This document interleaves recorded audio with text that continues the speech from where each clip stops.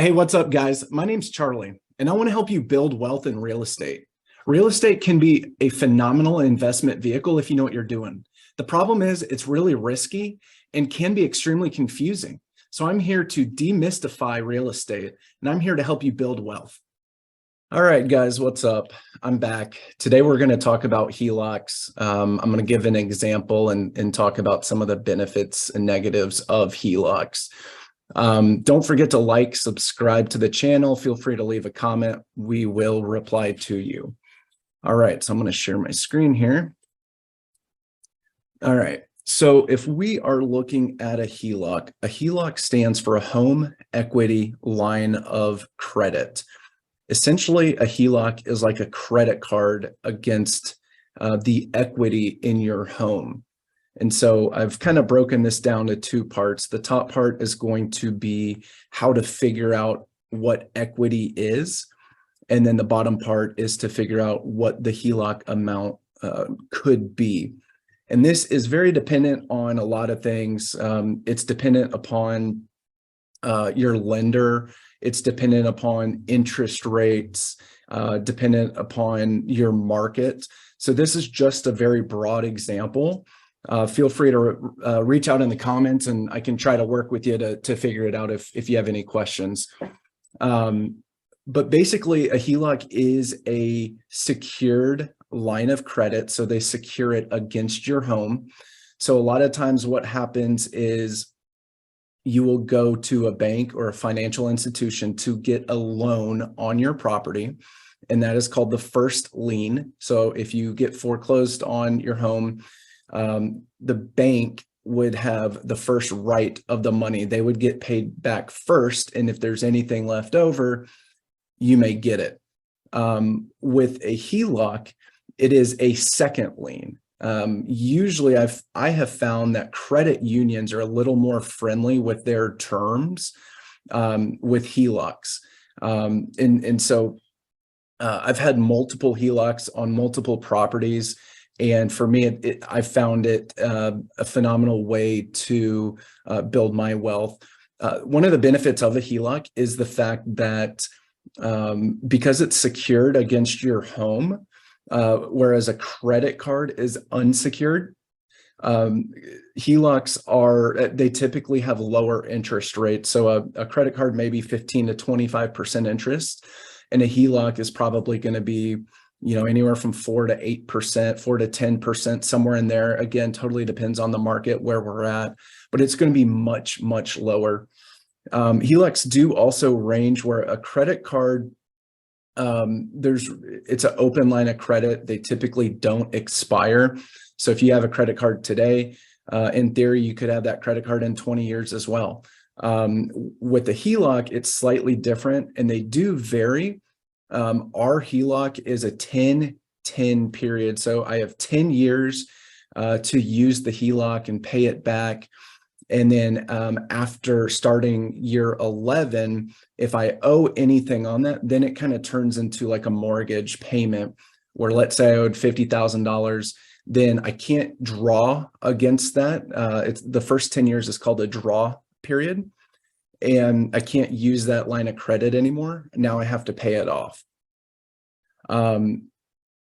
So let's look here. If we're looking at in this example, you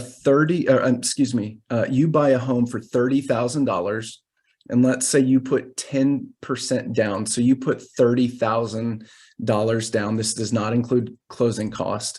Your mortgage payment, and this is just principal and interest. This does not include PMI.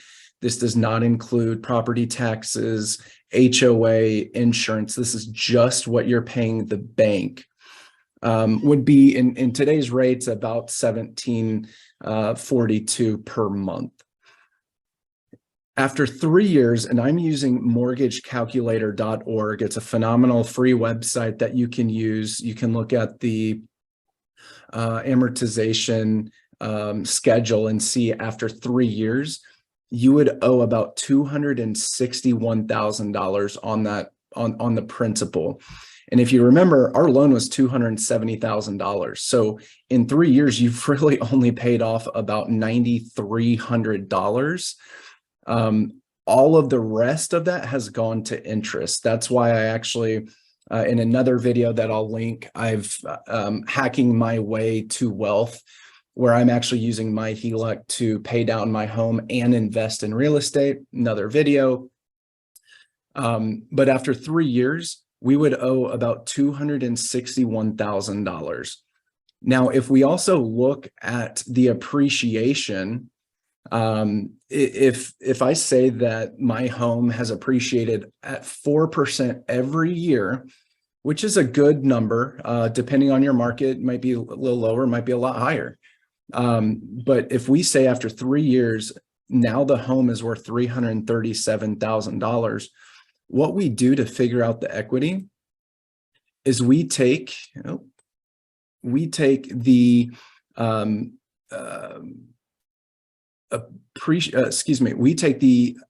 $337,000, that's what the home is worth today, and we subtract what our principal is after 3 years.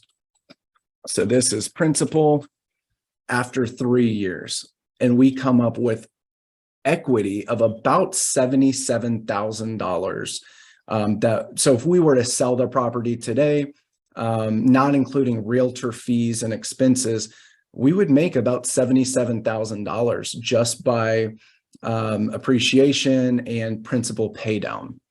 So then when we look at a HELOC, my HELOC is at 90% of the value of the home. Excuse me. So what that means is I take 0.9 multiplied by $337,000, and they will lend up to $303,000 on this home.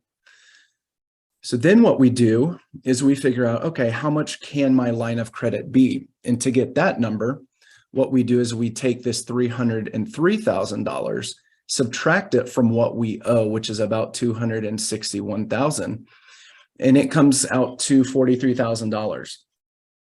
So if I were to go in this scenario, if I were to buy a home for $300,000, I put $30,000 down. After 3 years, my loan is $261,000, but my home is worth $337,000. Using a 90% loan to value on the HELOC, I can go to a bank or a credit union and get a line of credit for about $43,000. So with that $43,000, I can do whatever I want with that property, with that line of credit. I could pay a trip, I could pay for school, could pay my car off, could pay high interest credit card debts, school loans, whatever you want to do. That's your line of credit to use. The beauty of the line of credit, let's say we wanted to spend $5,000 and go on a trip. Now my line of credit, it's still at $43,000, but I've used $5,000. So that line of credit, now I have up to $38,000 that I can use. However, when I pay off that $5,000 balance to go on the trip, my line of credit goes back up. It's exactly like a credit card where every month you pay that down.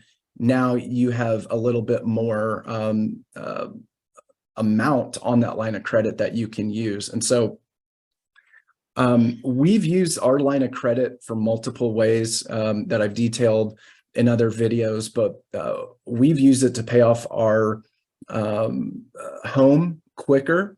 We've used it to invest in real estate.